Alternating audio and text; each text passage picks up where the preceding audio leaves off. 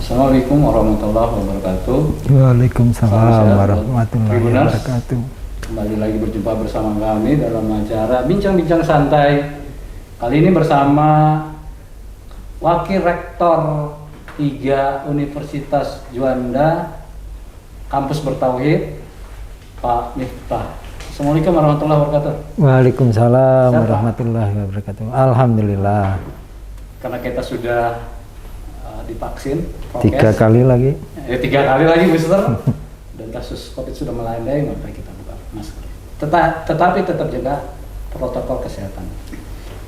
Pak Miftah, ya, Mas. Mungkin para Tribuners ingin tahu apa sih Universitas Juanda itu, mungkin bisa dijelaskan. Ya. Baik, terima kasih, Mas siapa? Dodi. Mas Dodi dan Tribuners sekalian, ya. Alhamdulillah kita bisa jumpa di forum ini, ya. Jadi Universitas Juanda itu lahir 1987, ya. Dan alhamdulillah ini mungkin kita akan masuk ke milad yang ke-35, ya. 35, ya. Jadi mulainya kita berdiri 21 Maret 1987, ya. Nah, sekarang ya mungkin seminggu lagi lah, lebih sedikit, ya. Nah, jadi alhamdulillah forum ini tepat sekali. Jadi Universitas Juanda ini didirikan dulu oleh Pak Alamsyah Ratu Perwira Negara, ya. Nah, mungkin kalau anak sekarang nggak begitu kenal gitu, ya. Tapi paling tidak nama Juanda ini sebagai salah satu pahlawan nasional. Saya pikir Pak Profesor Juanda ini ada satu karya monumental yang dimana beliau bisa meyakinkan dunia bahwa luas wilayah Indonesia itu terdiri dari batas-batas kepulauan di ujung wilayah Indonesia gitu. Nah, jadi dengan adanya itu wilayah negara Indonesia itu luasnya bertambah 2 kali lipat lebih gitu, ya. Nah, jadi dengan adanya ini maka kekayaan alam itu yang bisa dimanfaatkan oleh rakyat Indonesia itu semakin bertambah, ya. Nah, jadi perairan itu menjadi satu sumber daya yang bisa dimanfaatkan dan luas sekali, ya. Terus dengan menjunjung nama besar Universitas Juanda atau nama Juanda, ini kita mengambil tagline Kampus Bertauhid, ya. Di sini visi Universitas Juanda adalah menjadi universitas riset yang menyatu dalam tauhid dan diakui dunia. Ada 3 kata kunci ini, Mas. Satu, riset, yang kedua adalah bertauhid dan diakui dunia. Ya. Riset, tauhid dan diakui dunia. Ya. Jadi bukan nasional lagi tapi dunia loh. Keren. Ya. Jadi untuk mencapai itu kita terjemahkan dalam misi Universitas Juanda. Pada intinya misi ini adalah kita mencapai visi itu, ya, melalui pertama adalah Pancadharma. Nah, kalau yang perguruan tinggi lain hanya Tridharma, ya, pendidikan dan pengajaran, kemudian penelitian dan pengabdian masyarakat. Kita tambah 2 lagi. Nah, yang keempat adalah profesionalisme dan satu lagi adalah bertauhid tadi, ya, kampus bertauhid, ya. Nah, kalau pendidikan pengajaran itu mungkin semua perguruan tinggi seperti itu, ya. Kemudian riset kita, nah, semua dosen, ya, apa namanya, karena namanya dosen itu harus riset, kemudian menulis dan menyampaikan hasil karyanya itu ke masyarakat, ya, apakah itu melalui aktivitas pengabdian atau kegiatan-kegiatan dengan yang lain, ya. Jadi pada intinya ini mengarah ke bagaimana riset atau satu aktivitas yang didahului oleh riset itu bisa bermanfaat, ya. Nah, jadi ujungnya adalah rangkaiannya adalah dengan riset, kemudian hilirisasinya itu bisa masuk ke buku atau jurnal atau luaran-luaran yang lain, tapi bisa juga ini ke HAKI ya, hak kekayaan intelektual. Dari hak kekayaan intelektual itu selanjutnya adalah dihilirisasikan juga bisa saja itu dikomersialisasi ya kan, atau dibuat satu aktivitas yang notabene ini bisa langsung bermanfaat kepada masyarakat ya. Nah, ini selain dosen juga mahasiswa dituntut untuk itu ya. Nah, kolaborasinya adalah mahasiswa biasanya menggandeng mahasiswa untuk bisa satu tim dalam satu riset ya, riset tertentu ya. Kemudian dan alhamdulillah ini Universitas Juanda untuk ranking riset ya itu 4 besar lah di Jawa Barat ya, mengalahkan perguruan tinggi yang lain ya. Nah, kalau di Universitas sendiri, di Unida sendiri di tingkat nasional pemeringkatan kita mulai dari 2016 ya, sejak ada pemeringkatan kita masuk dalam 100 besar perguruan tinggi non vokasi ya yang ada di Indonesia, pernah 66, 61 jadi masuk dalam klaster yang klaster 2 lah ya. Nah, jadi itu menjadi modal kami untuk bisa mengembangkan satu aktivitas di perguruan tinggi untuk mencapai visi misi yang kita canangkan tadi gitu. Tribuners, Unida menuju dunia melalui riset. Nah, pertanyaan nih, Pak Miftah, apa yang ditargetkan mungkin dari jumlah riset per tahun dan yang sudah terasa oleh masyarakat, penelitian itu apa aja sehingga bisa mencapai dunia? Ya, jadi riset atau penelitian yang dilaksanakan oleh dosen itu dimotori oleh satu lembaga di kita ya, DRPM ya, Direktorat Riset dan Pengabdian pada Masyarakat ya.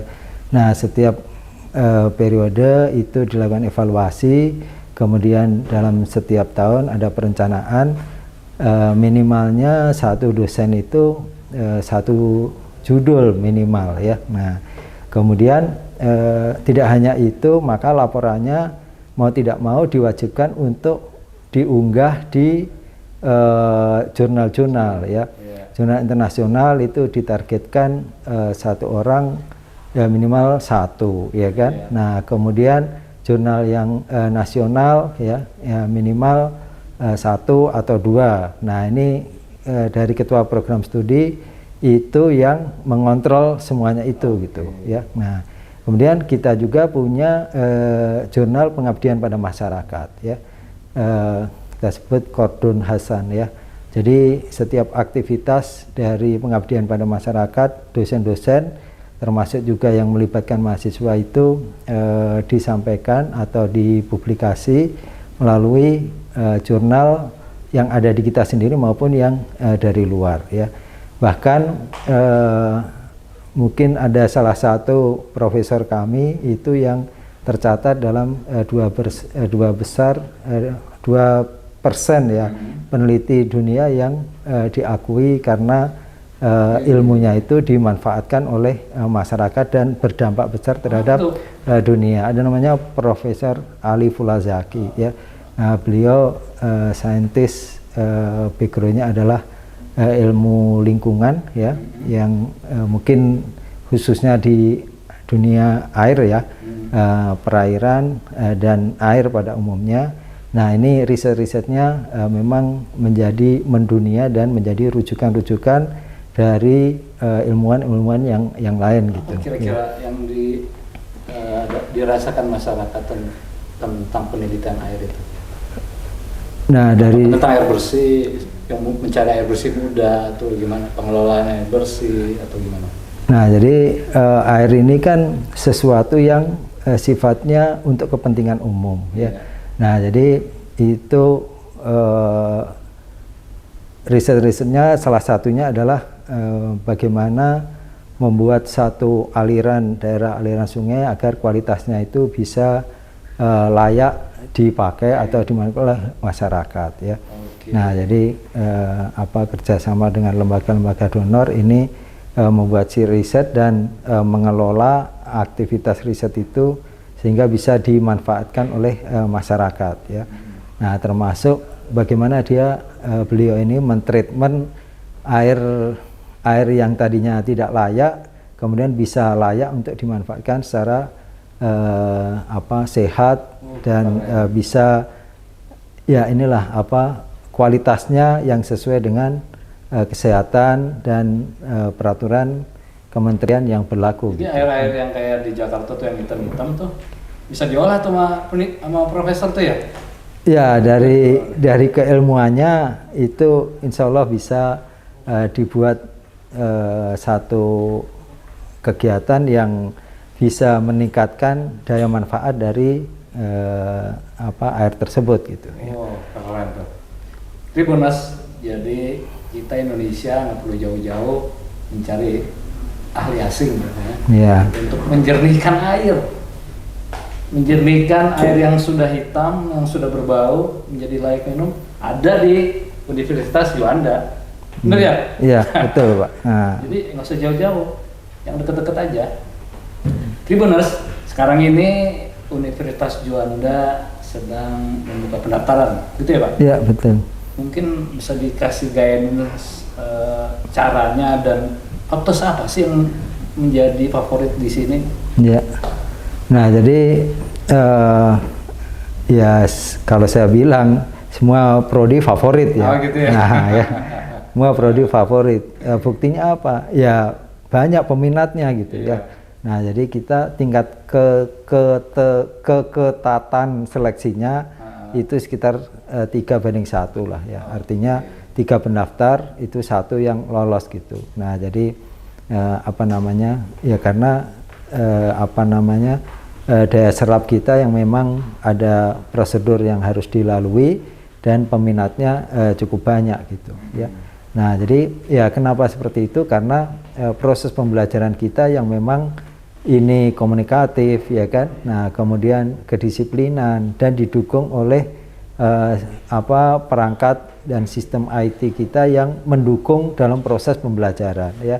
Nah, pada saat pandemi kemarin ya, manakala mungkin yang perguruan tinggi lain seolah shock atau kaget, ya kita udah terbiasa, kita udah punya LMS, kita udah punya satu modul ya, dari setiap dosen itu udah siap untuk melakukan aktivitas pembelajaran daring dan ini tinggal mengikuti saja gitu. Jadi tidak ada bedanya antara kuliah daring dengan luring karena kesiapan kita sudah lebih dulu sebelum yang lain-lain gitu ya. Nah, jadi kegiatan itu mungkin nggak terlalu shock lah bagi dosen maupun mahasiswa kita karena aktivitas itu ya bukan sudah tahu bahwa ada COVID ya, tapi itu merupakan satu kebutuhan di mana paling tidak IT ini akan mendukung proses pembelajaran ya. Nah kemudian apa keunggulan yang lain ya? Nah, keunggulan yang lain tadi selain nilai-nilai tauhid yang kita terapkan ya, kemudian nah di sini kita ada satu keinginan bahwa mahasiswa itu lulus dengan 21 karakter tauhid ya. Nah, jadi lengkap ini ya. Meraih dunia, menggapai akhirat gitu. Jadi akhirat ya. Nah, jadi semua dapat ya. Artinya Bukan dunia aja ya. Nah, enggak dunia aja gitu ya. Nah, dunia aja nanti kesananya gimana ya. Nah, ini kita pikirkan dari awal ya. Nah, jadi orang tua nggak usah bingung-bingung nih kalau mau memperlihatkan anaknya. Iya. Di sini udah dunia akhirat ya. Dunia akhirat ya. Nah, jadi kalau misalnya ada orang tua yang khawatir, oh saya misalnya ada di luar kota nih, ada di luar pulau, ingin menyekolahkan anaknya taruhlah ke Jawa, ke Bogor, nanti di sana gimana. Nah, ini jangan khawatir ya, karena apa? Karena selain tadi kisi-kisi tauhid yang kita pegang teguh, ya kan. Nah, di sini sarana dan prasarananya mendukung, ya. Kalau misalnya memang anaknya itu sudah dari awalnya misalnya dia boarding school misalnya, di sini juga ada pesantren mahasiswa gitu. Nah, jadi ada di lingkungan kampus, ya kan, ada pesantrennya, ada kuliah umumnya. Jadi nggak jauh-jauh gitu, Mas. Jadi manakala siang hari itu biasanya kuliah umum atau kuliah yang akademik, kemudian sorenya ada kajian-kajian dan ada aktivitas pesantren yang lain. Dan itu ada di komplek kampus Unida ini. Tribuners, Unida punya pesantren. Jadi selain akademik, ada juga pendidikan agamanya. Selain itu juga tidak perlu keluar kampus untuk mencari tempat tinggal, karena ada di sini penuh pesantren. Ya, ada pesantren, ada apartemen nih yang baru. Serius? Mau. Ya, kita di ini mungkin di depan pada saat Masnya masuk, setelah portal sebelah kiri itu ada apartemen, ya. Ada apartemennya loh. Baru kali ini saya tahu ada kampus punya apartemen. Bintang 3 atau bintang 4 itu, ya. Gitu. Nah, ya. Jadi ini mau diresmikan ini, ya. Gitu. Nah, jadi ini baru tahun ini nih bisa kita fungsikan, ya. Nah, satu lagi, Mas, ini yang perlu kita sampaikan, ya. Jadi di Unida ini harapannya tadi cerdas intelektual, emosional, spiritual dengan 21 karakter, tauhid, kompeten, dan berjiwa wirausaha. Nah, berjiwa wirausaha ini yang mendukung tadi profesionalisme itu, ya. Nah, jadi kalau di bangku kuliah itu teori-teori, kemudian ada praktek. Nah, kita juga ada kalau yang lintas program studi, dia misalnya tadi satu mahasiswa contohnya di agribisnis nih, ya. Agribisnis. Nah, dia pengen selain fokus di bidang agribisnis, dia juga pengen membangun atau membuat satu proses pembelajaran, misalnya menjadi penyuluh nih misalnya. Nah, dengan adanya penyuluh kan dia perlu ilmu-ilmu tentang komunikasi gitu. Nah, jadi kita adakan kursus-kursus singkat terkait dengan profesionalisme di bidang agribisnis nih misalnya, ya kan. Nah, dia bisa membuat konten-konten, ya, dia bisa membuat satu proses sistem penyuluhan yang efektif, ya. Nah, dari satu topik agribisnis. Nah, itu saling silang dari program studi. Konten ini kali Pak membuat kedelai Indonesia menjadi luar biasa kali ya. Ya, jadi komoditinya agribisnis, tapi caranya bagaimana ini bisa ditambahkan atau keterampilannya bisa diperoleh dari program studi yang lain, ya. Siap. Nah, jadi kompetensinya nanti juga dia tambah sesuai dengan keinginan dia mau terampil di bidang apa. Itu menjadi SKPI, ya. Kalau kita bilang ada tambahan selain dapat ijazah, ada transkrip nilai, ada SKPI, surat keterangan pendamping ijazah, ya.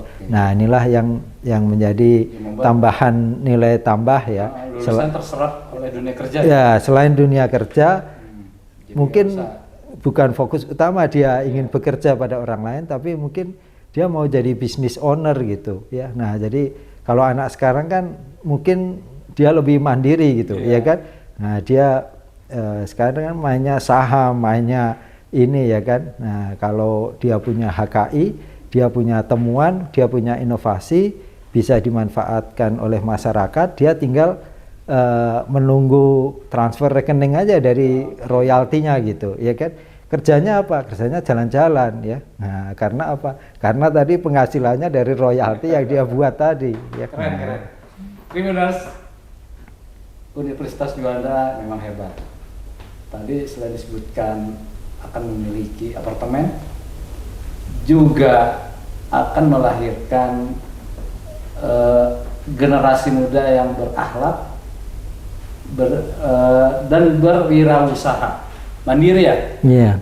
Jadi tidak tergantung pada orang lain atau bekerja pada orang lain. Mungkin lulusan Unida akan menjadi trendsetter di bidang usaha, gitu ya. Siap, ya. Demikian pemirsa Tribuners, bincang-bincang kita bersama Wakil Rektor 3 Universitas Juanda Kampus Bertauhid, Pak Miftah. Ya, terima kasih. Assalamualaikum warahmatullahi wabarakatuh. Waalaikumsalam. Terima kasih, Terima kasih Mas. Ya. Salam Unida.